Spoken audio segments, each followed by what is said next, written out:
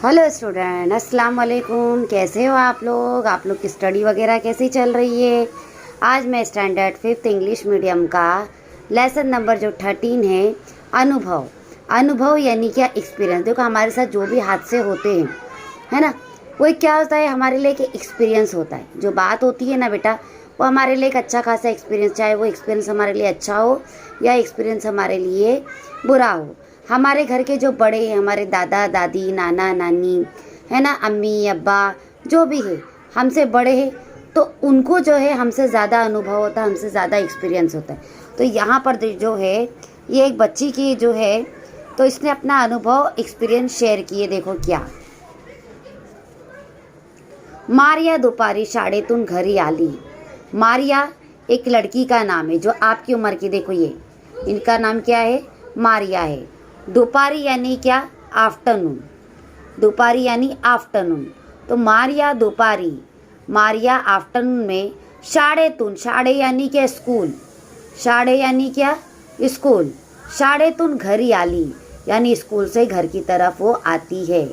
घर आला, कुलूप होते, कुलूप यानी ताला, लॉक, है ना। घराला कुलूप होते, घर में ताला था।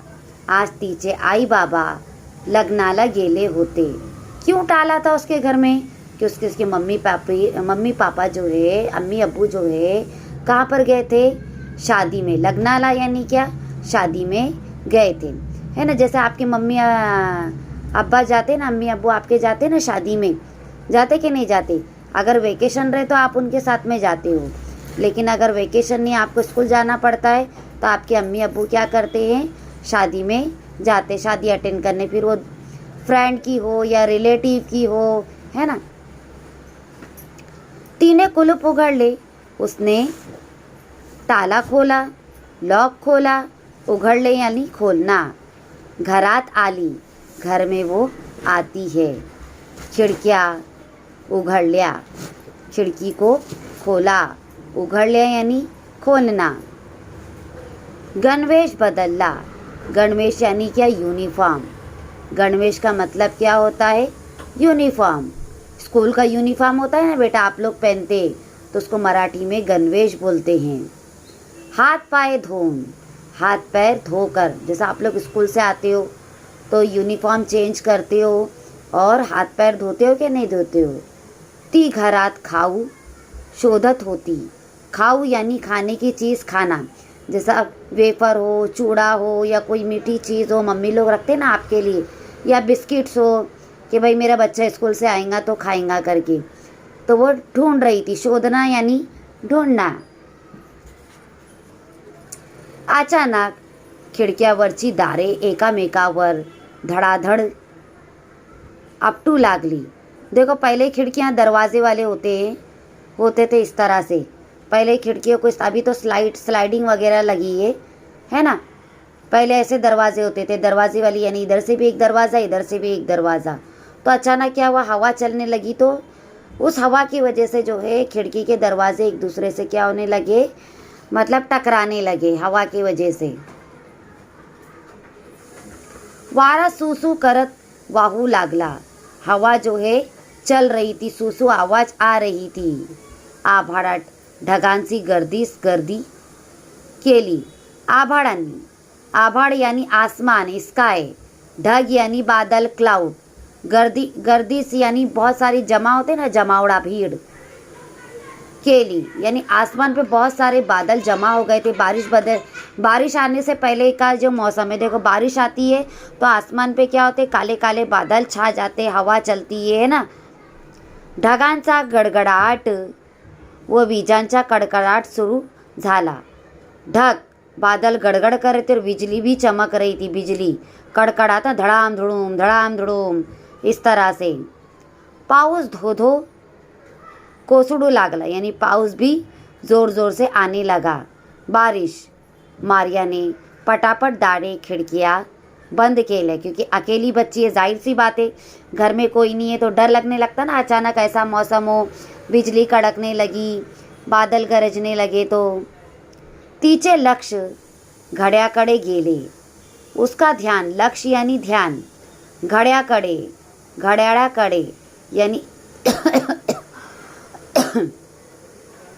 सॉरी, वॉच के पास, दीवार पे जो वॉच लगी थी तो उसके पास गया था। बराच उशीर झाला, बहुत देर हो गई मम्मी पापा को आने में, बहुत उशीर यानी देर, बहुत उशीर हुई, बहुत देर हुई असा विचार करताच ती जवळच्या खुर्चीत बसली। ऐसा सोचते हुए वो पास की, जवळ यानी पास की कुर्सी के पास बैठ जाती है। हळूहळू तिला पावसाच्या कविता आठवू लागल्या। यानी स्कूल में जो बाई ने, टीचर ने कविता पढ़ाई थी पाउस की, तो वो याद आने लगी। ती कविता गुनगुन लागली। यानी अकेले रहते तो हम कभी देखो गाना गुनगुनाते, नज़म गुनगुनाते, तो पाउस की कविता वो गुनगुनाने लगी ताकि उसका ध्यान बढ़ जाए। पावसाचा आवाज़ कमी झाला, बारिश की आवाज़ कम हो गई।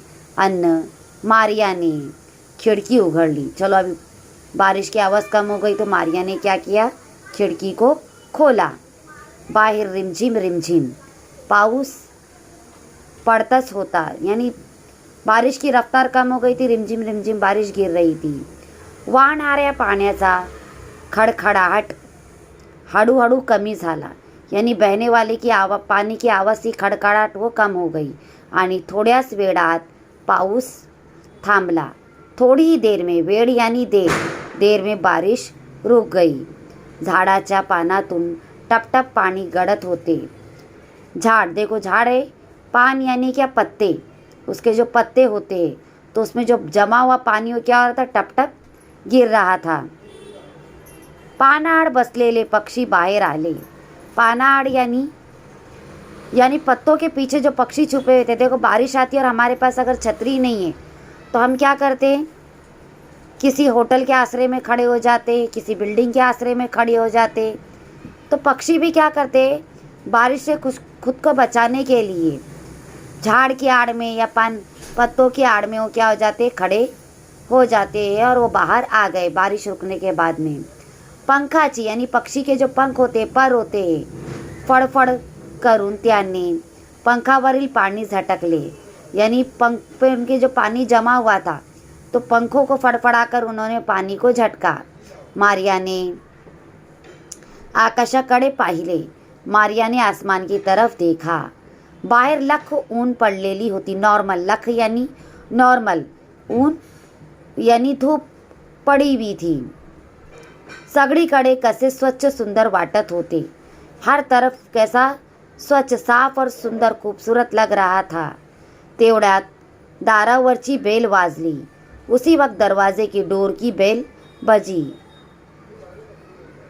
डिंग डॉन्ग, आई आली, यानी मम्मी आ गई असे म्हणतच मारिया ने पडत पडत दाराकडे गेली। ऐसा बोलते हुए मारिया फटाफट दरवाजे के पास जाती है। तीने दार उघडले। उसने दरवाज़ा खोला।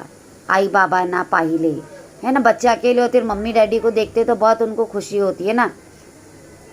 इतका वेळ वाट पाहत कंटाळलेली। अकेले होते तो देखो दिन बहुत भारी जाता। मेरा तो मन ज़रा भी नहीं लगता मैं अकेली रहूँगी तो। मारिया ने आईला जाऊन बिलगड़ली, यानी मारिया अपनी माँ के पास जाके उनको लिपट जाती है। आईने तिला प्रेमाने जवळ घेतले। मम्मी ने भी उसको प्यार से अपने पास लिया। तो ये थी आज की वीडियो। मेरी वीडियो को आप लोग आखिर तक देखिए। मेरे चैनल को लाइक कीजिए, सब्सक्राइब कीजिए, ओके, एक दूसरे के साथ में शेयर कीजिए, मैसेज बॉक्स में कमेंट कीजिए आपको अगर अच्छी वीडियो लगी तो, समझ में आई तो, ओके। नो कंजूसी, लाइक, सब्सक्राइब और शेयरिंग। तो कल इंशाल्लाह ताला मैं आपको नेक्स्ट वीडियो के साथ मिलूँगी। तब तक के लिए अल्लाह हाफिज़।